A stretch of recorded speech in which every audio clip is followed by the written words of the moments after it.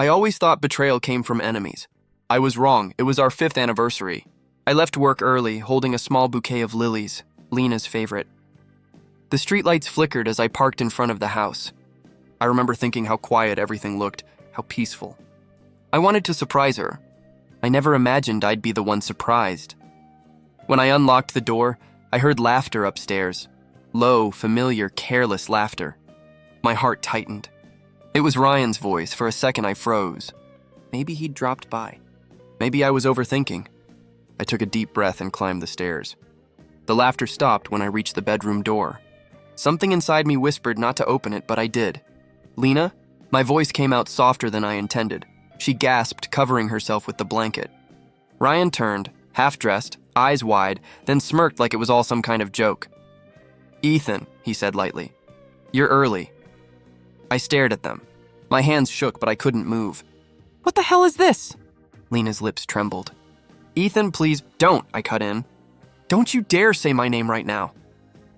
Ryan leaned back against the headboard, unashamed. "Calm down, man. It just happened. It just happened," I repeated, laughing bitterly. "My wife and my brother, it just happened." He shrugged. "You were never around. You buried yourself in work. Someone had to be there for her." "Ryan, stop," Lena whispered, tears spilling down her face. "Please don't—" "No, let him talk," I said. "Let him explain how betrayal sounds when it's dressed in excuses." Ryan stood up, buttoning his shirt. "You make it sound dramatic. You were distant for years, Ethan. She was lonely. I didn't plan this. You didn't plan it?" I took a step closer. "Then what's that, love? Lust? Pity?" Lena sobbed harder. "I didn't mean for it to happen, Ethan. I swear I didn't." "Then when did you plan to tell me?" I asked. "After he got bored? Or when I found out like this?" She covered her face, shaking. "I'm sorry." "Sorry?" My voice cracked. "Do you have any idea what that word means right now?" Ryan sighed impatiently. "You're overreacting." "We didn't kill anyone!" I turned to him, rage boiling under my skin. "You killed something," I said quietly. "You killed every good thing I believed in." He rolled his eyes. "You always think you're the victim. Maybe if you'd cared more about her than your deadlines." I stepped forward, my fist clenching, but I stopped myself. "Don't finish that sentence," he smirked again as if he'd won. "You can't face the truth, Ethan. You were never enough for her." Something inside me snapped. "Get out," I said. He frowned. "What? Both of you. Get out of my sight before I forget I'm your brother." Lena shook her head. "Please, Ethan, we didn't mean to hurt you. I interrupted her, my voice low but shaking. "You loved me once. Tell me, when did that stop? The moment he smiled at you? The night you decided I wasn't exciting enough?" Her silence answered everything. Ryan grabbed his jacket. "You'll thank me one day," he said. "Maybe this will help you grow up." I almost laughed. "Grow up? You took my wife, Ryan. You think there's any part of me that wants to thank you?" He smirked again, brushing past me. "You'll see." The door slammed behind him. Lena reached for me, whispering, "Ethan, please, don't walk away. We can fix this." I looked at her one last time. "Fix what? The bed? The lie? Or the part of me you destroyed?" She broke down, crying harder. "I didn't want it to end like this." "Neither did I whispered. "But you made sure it did." I dropped the flowers on the floor. They scattered across the carpet, petals crushed beneath my shoes as I walked out. Outside, rain had started to fall, soft at first, then harder, soaking me through. I didn't care. I kept walking, each step heavier than the last. My phone buzzed in my pocket, her name flashing on the screen. I didn't answer. I looked up at the sky, cold water mixing with the tears I refused to admit were mine. Everything I built, every ounce of trust, was gone. I thought betrayal would feel like fire. It didn't. It felt like rain, cold, endless, and silent. I drove without thinking, the rain following me all the way to my parents' house. The tires hissed against the wet road, the wipers beating in rhythm with my heartbeat. I needed someone to tell me I wasn't crazy, that what I saw wasn't real. When I parked in front of their house, the lights were still on. I walked to the door, drenched, gripping the doorknob like it was the only thing keeping me upright. Mom opened the door. "Ethan, what are you doing here at this hour?" Her face softened for half a second, then changed when she saw my expression. "What happened?" I stepped inside. "Where's Dad?" "In the study." Ethan, you're shaking up, please, I said. Just call him. She hesitated, then disappeared down the hallway. I stood in the living room, dripping water onto the carpet, staring at the family photos on the wall, smiling faces, fake happiness. Dad walked in wearing his glasses and that same look of control he always wore. It's almost midnight. What's this about? I swallowed hard. It's Ryan, he's been sleeping with Lena. The silence hit like thunder. Mom gasped, covering her mouth. Dad's eyes narrowed. Say that again, he said slowly. I met his gaze. Ryan and Lena, I caught them tonight. He sighed and set his glasses on the table. You're sure? I saw it, I said. With my own eyes, Mom's voice trembled. Oh, Ethan, maybe you misunderstood. Don't, I snapped. I know what I saw. Dad leaned back against the couch. Listen, son, these things happen. People make mistakes. Mistakes? My voice rose. He betrayed me. She destroyed everything I built with her. He frowned. Keep your voice down. Why? I asked. Is the truth too loud for this house? He stood, his tone hardening. You're angry and I understand. But don't do something stupid. You'll only make it worse. Worse? I stepped forward. How does it get worse than this? Mom tried to intervene. Ethan, please sit down. We'll talk calmly. There's nothing calm about this, I said. I need you both to understand what he's done. Dad looked at me like I was a child throwing a tantrum. He's your brother. Not anymore, I said flatly. Not after tonight. You can't just erase family because of one mistake, he replied. One mistake? I almost laughed. You call that a mistake? He took my wife. He adjusted his tie, voice low. You were always too sensitive.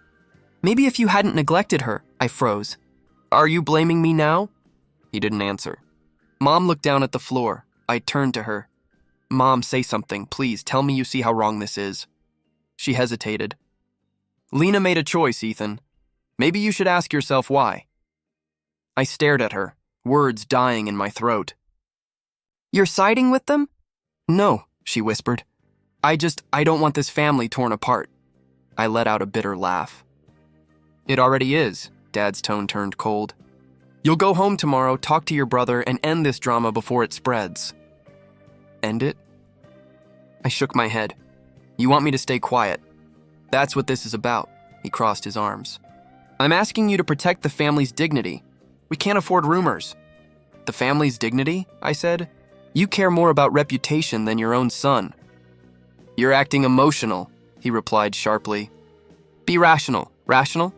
I whispered. My wife cheated on me with your favorite son, and you want me to be rational? Mom reached for me. Ethan, please, don't say things you'll regret. I regret ever thinking you'd stand by me, I said. Both of you. Dad's jaw tightened. If you walk out of this house with that attitude, don't bother coming back. I looked at him for a long moment. Maybe I won't. He pointed to the door. Then go. You're bringing shame to this family. I nodded slowly. No, Dad. You did that the moment you chose silence over truth. Mom's eyes filled with tears. Ethan, don't, please. I stepped back. You always said family protects each other. I guess that only applies when I'm not the one bleeding. I turned toward the door. Mom's voice followed me, trembling but sharp. You've always been the quiet one, Ethan. Maybe that's why no one heard you breaking. I stopped for just a second, the words cutting deeper than I expected. Then I opened the door and walked into the cold night again. This time, I didn't cry. The part of me that could had already died back there, in the house that called itself a home. I didn't pack much. Just clothes, a few books, and the journal I'd started writing in the night. Everything fell apart. The city lights blurred in my rearview mirror as I drove away, leaving behind a home that no longer had a heartbeat. By dawn, I found a small town off the highway, a quiet place with more trees than noise.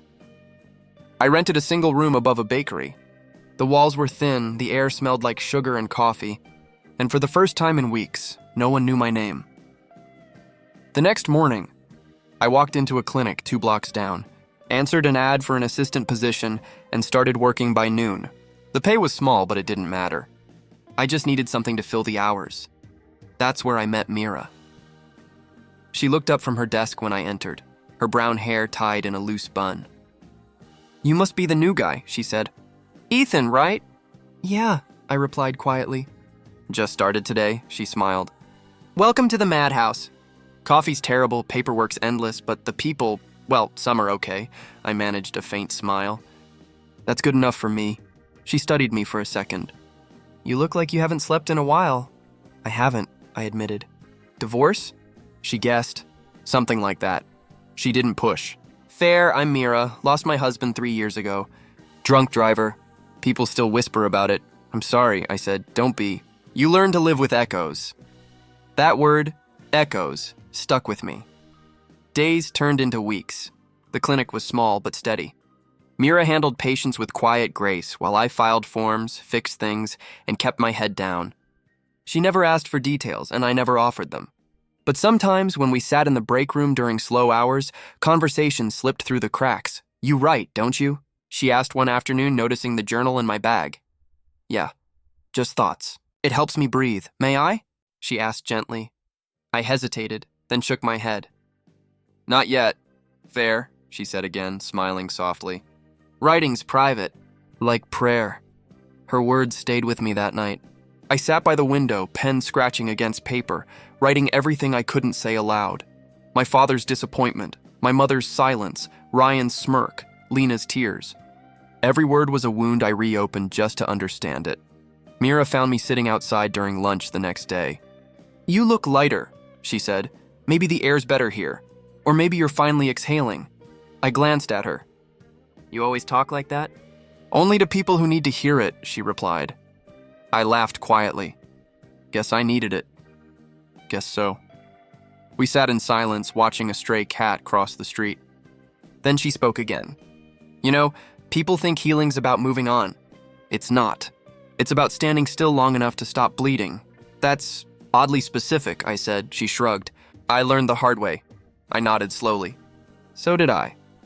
That night, I wrote those words in my journal. Healing isn't moving on. It's standing still without breaking. Weeks later, after a long shift, Mira handed me a cup of tea. You're quieter than usual, she said. I've been thinking, I replied. About silence. Oh? What about it? I used to think silence was weakness. That if I didn't fight, I'd lose. And now? Now I think maybe silence is strength. She smiled, tilting her head. Sometimes walking away is louder than screaming. I looked at her, the words sinking deep. That's exactly it.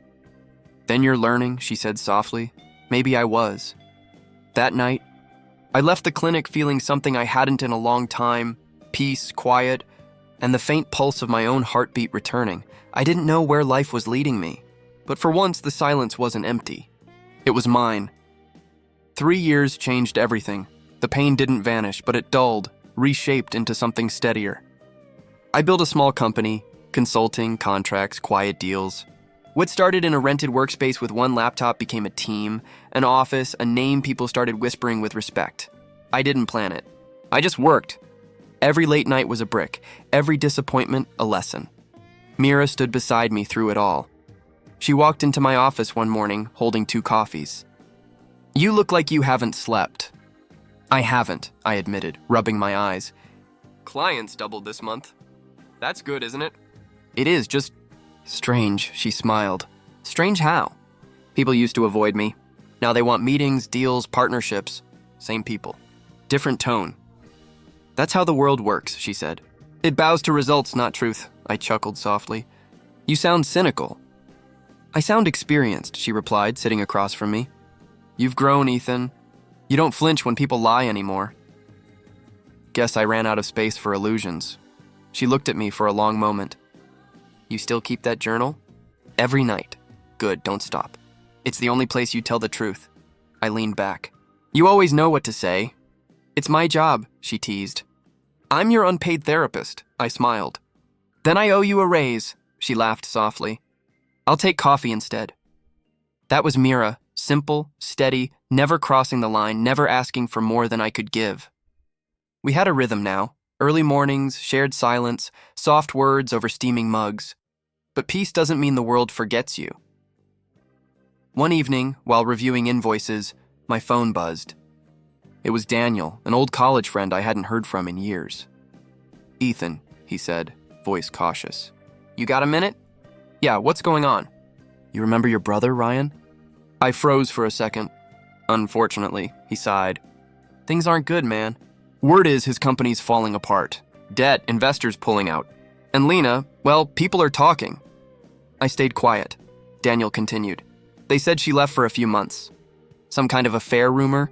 I don't know the details. Don't, I said quietly. I don't need them. Right, just thought you should know. Also, your dad's business isn't doing great either. Heard he's lost 2 major contracts. I exhaled slowly. Life's got a funny sense of balance. Yeah, anyway, you doing okay? I'm fine. Good. You deserve better, Ethan. Always did. After he hung up, I stared at the phone for a long time. The irony burned, but not like it used to. Once I'd have wanted revenge. Now it just felt hollow. Mira knocked on the office door. You good? Yeah, I said softly. Just old ghosts. She stepped inside. Bad news? Family news, she nodded slowly. Do you want to talk about it? No. Then don't, she said simply, walking closer. But if you ever do, I'll listen. Always the calm one, I murmured. Somebody has to be, she said with a faint smile. We stood there in quiet understanding. She didn't ask for details and I didn't give them. Later that night, I sat in my office alone looking out at the city lights. They used to make me feel small. Now they just reminded me how far I'd come. I opened my journal and wrote, "They broke me so I'd rebuild myself stronger." And I did. Mira's words echoed in my mind. The world bows to results, not truth. Maybe she was right. Maybe truth didn't matter to them anymore, but it still mattered to me. The next morning, I found her already at her desk. You're early, I said. She looked up. Couldn't sleep, you? Same. You thinking about them again? Sometimes, but less every day. That's progress. Or numbness, I said with a half smile. She shrugged. Sometimes they're the same thing. We shared a quiet laugh, the kind that healed more than it hurt. When she left that afternoon, I stayed behind, staring at the skyline. The city didn't feel like an enemy anymore. It felt like proof that silence, patience, and distance could do what revenge never could. I wasn't ready to return, not yet. But someday when I did, it wouldn't be for vengeance. It would be to remind them I survived without their help, stronger, quieter, and finally free. It arrived on a Tuesday, a white envelope, thick and expensive, sitting neatly on my desk when I walked into the office. No name on the front, just my address printed in gold. I opened it without thinking, expecting paperwork. Instead, I found an invitation. You are cordially invited to celebrate the Hale family reunion and corporate merger. My name was printed in perfect calligraphy. Ethan Hale, like it meant something again. I laughed. It wasn't the kind of laugh that felt good. It was sharp, dry, almost bitter. You've got to be kidding me, I muttered. Mira looked up from her desk. What happened? I handed her the invitation. Looks like my family remembered I exist. She read it slowly. Corporate merger? Yeah, my brother's company merging with another firm.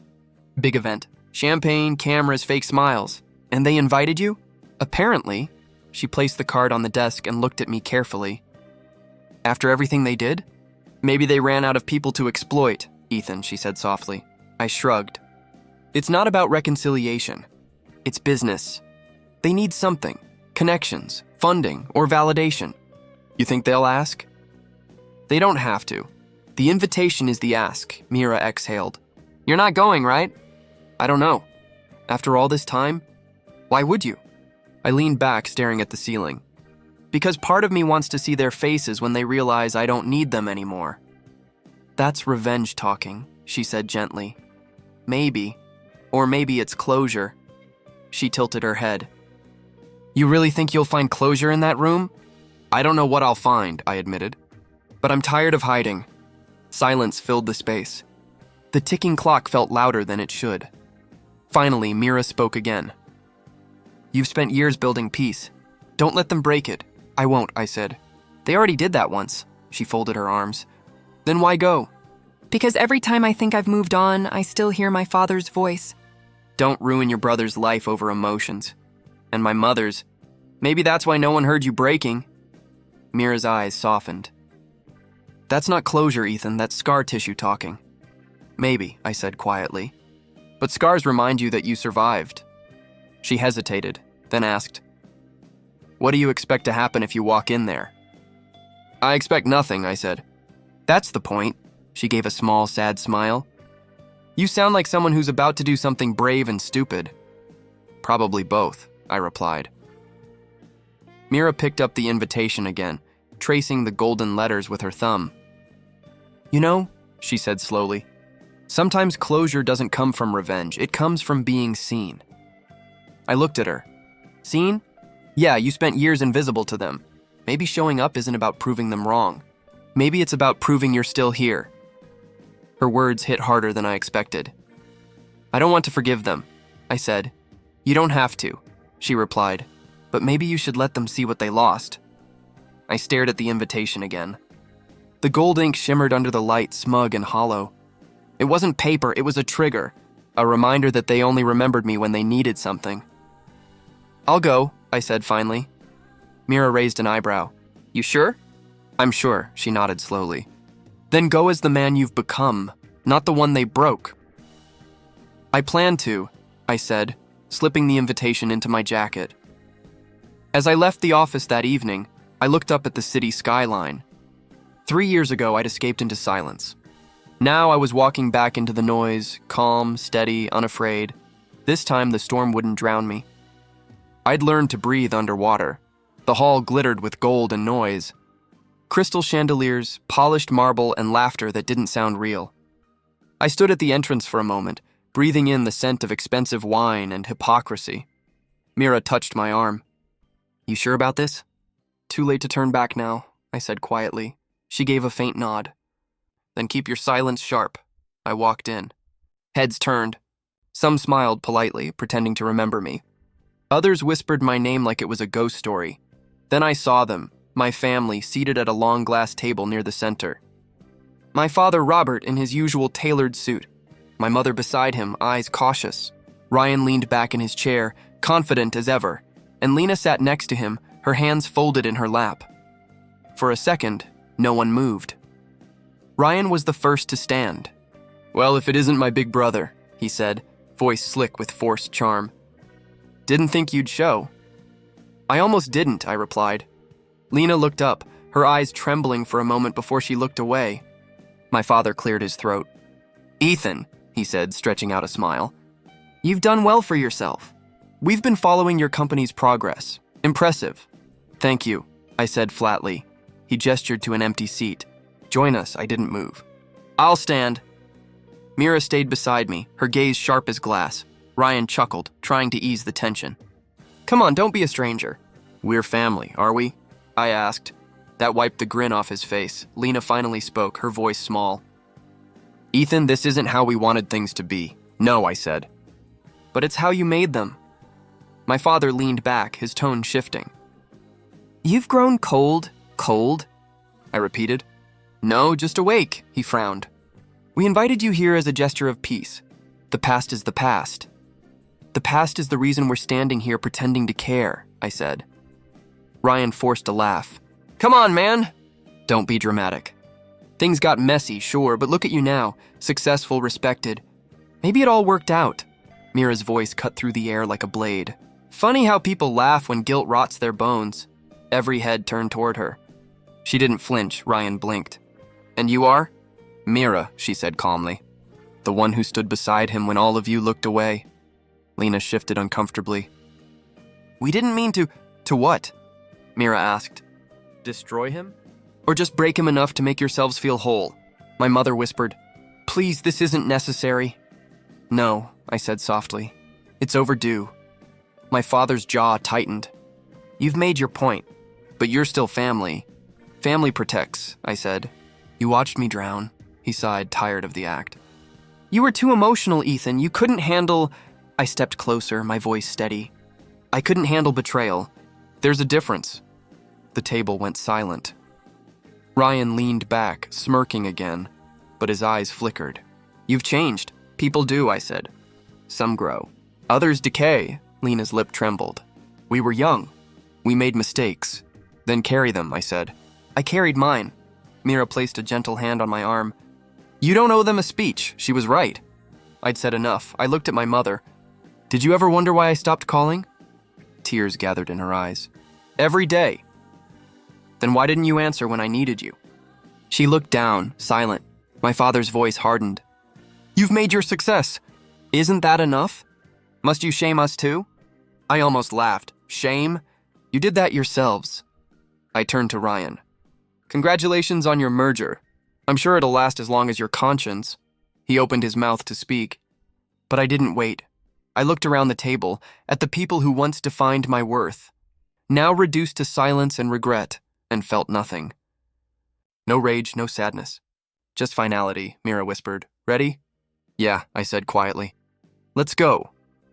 As we walked out, I heard my father call my name, but I didn't turn around. Outside, the night air hit my face. Cold, clean, honest. Mira looked at me. You didn't yell. I didn't need to, I said. They heard me anyway. We walked into the darkness, leaving the glittering hall behind, a table full of liars sitting in the silence I'd finally given back to them. 3 days passed before the news reached me. I wasn't looking for it. It found me. Mira handed me her phone. You should see this, I frowned. What is it? Ryan's merger. It's gone. I scrolled through the headlines. Partnership dissolved amid financial scandal. His name flashed everywhere. My chest felt still, not triumphant, not angry, just quiet. So it finally happened, I said. Mira leaned back against the bench. You didn't touch it, did you? No, I told you I was done fighting ghosts. She smiled faintly. Karma wasn't. The sea stretched in front of us, endless and calm. I watched the waves roll in and out like they were breathing for me. Another alert buzzed. Lena Hale files for divorce. Mira raised an eyebrow. Didn't see that one coming? Maybe she finally did, I said softly. Then came the next message. Parents lose estate amid unpaid debts. I stared at the screen, my thumb hovering over the call button. You're not going to answer them, are you? Mira asked quietly. No, I said. Not this time. She studied me for a moment. You always wanted closure. Isn't this it? Closure isn't destruction, I replied. It's peace. And peace doesn't need an audience.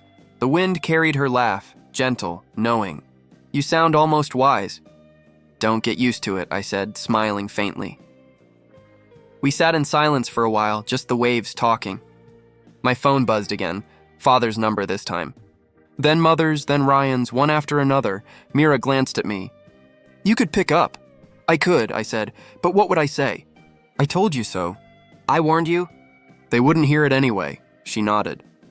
They'll think you're punishing them. I'm not, I said. I just stopped rescuing people who pushed me into the fire. The call ended. Another came. I let it ring until it stopped. Mira turned to the sea. You know what I like about water? What? It doesn't hold grudges. It just washes over everything, no matter how dirty. I looked at her. Maybe that's what I'm trying to learn. You're already doing it, she said. The sun was dipping lower, painting the waves in gold. For the first time in years, I didn't feel the weight of memory pressing down on me. It was just air, light, unburdened. Mira broke the silence. Do you feel sorry for them? I used to, I said. Now I just feel distant. Like they're characters in a story I've already finished reading, she smiled faintly. And you were the author all along. Maybe, I said. Or maybe I was just the one who finally stopped rewriting the same chapter. She laughed softly. That's a better ending than revenge. Revenge burns quick, I said. Peace lasts longer. The waves lapped against the rocks. I could almost hear them whisper, soft, steady, forgiving. Mira pulled her jacket tighter. So what now? I live, I said simply. Without waiting for apologies, without needing anyone to understand, she nodded. You didn't destroy them. They destroyed themselves trying to break me, I finished. She smiled. Exactly. The phone buzzed again, vibrating against the bench. I didn't look this time. I let it ring until it fell silent, swallowed by the sound of the ocean. Mira leaned her head on my shoulder. You look different, she said. How so? Peaceful. Like you finally stopped fighting. I did, I said. Because for once I don't have to win. I just have to be. The sun touched the horizon, spilling orange light across the sea. I watched it sink, slow and certain, and for the first time I smiled. Not out of pride, but peace. The house looked smaller than I remembered. Dust covered the porch, and the paint peeled like the place had been trying to shed its own past. I unlocked the door and stepped inside. The smell of old wood and silence hit me harder than I expected. Mira waited at the threshold. "You sure you want to do this?" "I need to," I said. "One last time." She nodded, letting me walk ahead. The floorboards creaked beneath my shoes. The walls were bare now. No photos, no laughter, just the echo of everything we pretended to be. I stopped by the old dining table. "This is where it started," I murmured. Mira joined me quietly. Where what started? The pretending. The silence. The weight of keeping peace by breaking myself. She didn't speak. She didn't need to. I ran my fingers along the table's edge. You know, I used to sit right here and wonder what was wrong with me. Why I couldn't make them proud. Why love had conditions. Mira's voice was soft. And now? Now I realized they couldn't give what they never had. The words hung in the air, heavy but freeing. I walked to the living room. The light fell through the dusty window, cutting across the floor like faded memories. My father used to sit here, reading the paper, pretending he didn't hear the shouting. My mother would smile like everything was fine. Mira looked around. "Does it feel strange seeing it empty?" "No," I said. "It feels honest for once." We stood in silence until she whispered, "What do you want to say to them if you could?" I thought for a long moment. "I'd say thank you," she frowned slightly. "For what?" "For teaching me who I'll never be." Her eyes softened. "That's not bitterness talking." "No," I said. "It's acceptance." I walked upstairs, the air heavier with dust and ghosts. My old room still had the faint marks of furniture on the floor. I remembered nights I lay awake, wondering why love had to hurt. Mira followed behind me quietly. "You've changed," she said. "I had to," I replied. "Pain demands transformation." She smiled faintly. "And you answered it." I opened the drawer of my old desk, finding an empty notebook. I tore out a page, sat down, and began to write. When I finished, I read it aloud. "Forgiveness isn't weakness. It's freedom." Mira listened, her expression calm. "That's beautiful. It's the truth," I said. For years I thought forgiving meant letting them off the hook. But now I know it's letting myself go free. She nodded slowly. "Then you're done here." I folded the note and placed it on the table near the window, where the light touched it gently. I looked around one last time. "You know, I don't hate this place anymore." "What do you feel instead?" She asked. "Gratitude. Not for what happened, but for surviving it." Mira smiled softly. "You walked through hell and came out with light," her words echoed in me. I didn't respond right away. Instead, I took one last deep breath, the kind that clears everything out. As we stepped outside, the wind moved through the trees like the house itself was exhaling. Mira looked back once more. "You're really letting it go, aren't you?" "Yes," I said. "For good this time." We walked to the car. The gravel crunched under our feet. The same sound that once followed me when I left here broken. Now it sounded different, final, but peaceful. When we reached the car, Mira leaned against the door. "You look lighter." "I feel it," I said. "Like I finally stopped carrying something that was never mine." She smiled. "So what now?" "I live," I said simply. "Without running, without proving, without waiting for them to change." The engine hummed softly as I started it. The rearview mirror showed the house fading into the distance, swallowed by sunlight. Mira rested her hand on mine. "You're not the man who walked out of there years ago." "No," I said quietly. "I'm the man I became because of it." The road stretched ahead, empty and endless. For once, I didn't need to look back. I closed my eyes for a moment, letting the wind brush against my face. "Thank you," I whispered, "to the pain, to the past, to the boy who never stopped hoping." Then I opened my eyes, took a steady breath, and drove forward. This time, I didn't look in the mirror. This time, I just let go.